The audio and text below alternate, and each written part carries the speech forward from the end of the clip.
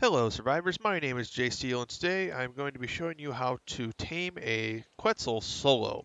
Now I have two methods here that I'm going to show you. The first one involves a snow owl, and for those of you that might not have the Extinction DLC, which is where the snow owl is only available in, the second method will be involving the griffin from Ragnarok.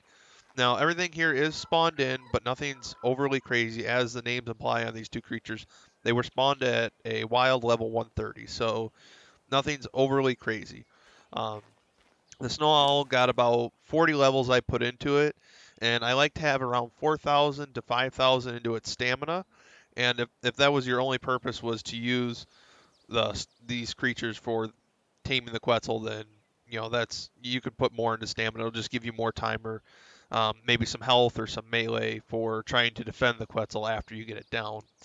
And the Griffin, it's only got 1,200 points into its stamina. They don't level up as much as the Snow Owl does in stamina, but then again, they also don't use as much stamina as the Snow Owl does. So it's a pretty good trade-off. So I will have probably post on the screen right here the time in the video in which I go to the Griffin, just for those of you who don't have a Snow Owl or access to one from Extinction. So let's go ahead and get started.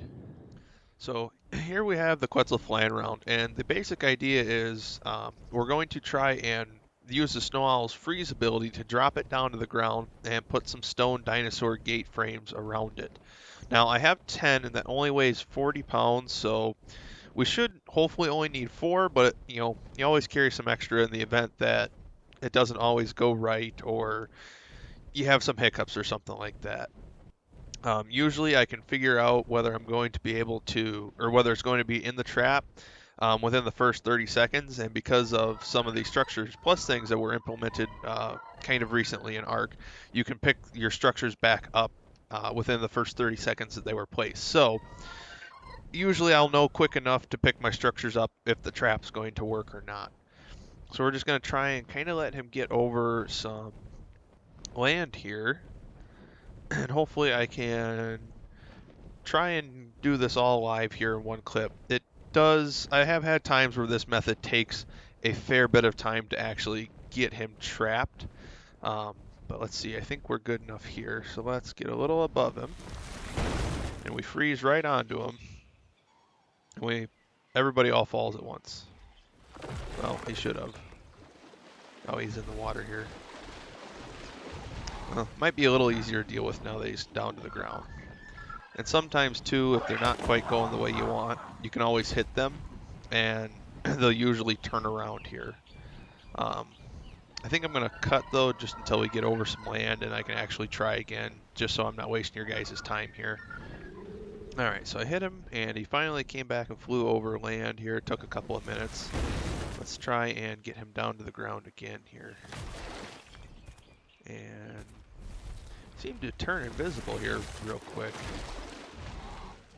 Let's see if he'll go over to the other side of this water. You don't always get a great location to try and trap him in, but sometimes you just got to work with what you got. So let's see. Let's try this one here.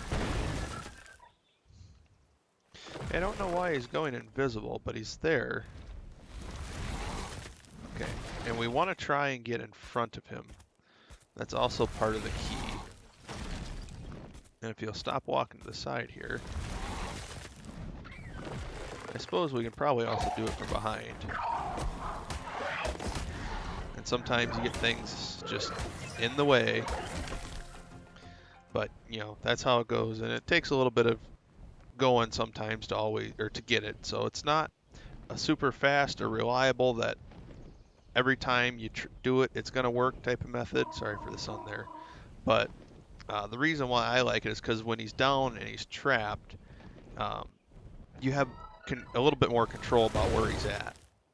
So otherwise, if you're just flying around trying to knock him out, then you could very easily, let's see if I can do this now. The idea is to try and place the gates around his head quick enough.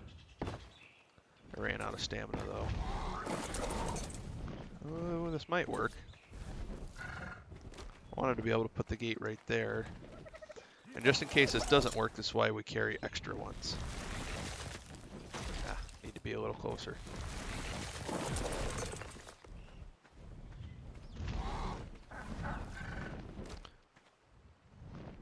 But yeah, just to kind of try and pin him in with a bunch of gates. It's also another reason why we carry more. So let me go ahead and see if he's trapped now, which I think he is. Ideally, we wanted to make a box around him.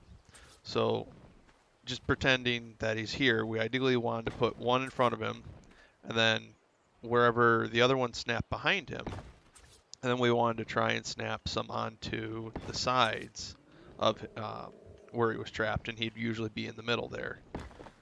So, and he wouldn't be able to get out of that. But sometimes they don't always snap just right, and this is a good example. But he is still indeed trapped in there. So I don't think he's getting out. He looks pretty safe in there. Oops, sorry about that. Didn't mean to land inside, but that's the general idea for the first method here. So I'm gonna go ahead and jump to using the Griffin now and show you guys that. So I was going to spawn another Quetzal in, but this wild level 40 just happened to appear while I was flying over here, so this is what we're going to actually use. Basically all you do here is shoot it because you can have weapons while you're on the back of the Griffin. Now, for me, the Griffin's a little bit of a bear to pilot like this, but that's just because I'm using a controller. Maybe it's better or worse on the keyboard and mouse, I'm not sure. But the concept here is just to fly around and shoot it until it knocks out. And you don't need a buddy for this or anything, because you can fly around and, you know, knock it out fairly quickly this way. So compared to the other method, this way is probably quicker, because it's knocking it out and everything all in one process here. But the thing I don't like about it is that you don't have no control hardly where it's going to land when you knock it out. So if it's something that's high level, and let's say we landed in the swamp, you know, something would probably be eating it right now, and that just wouldn't be working very well. So you could also, if you wanted to, carry a magnifying glass to get close. Oh, here, no, maybe you can't.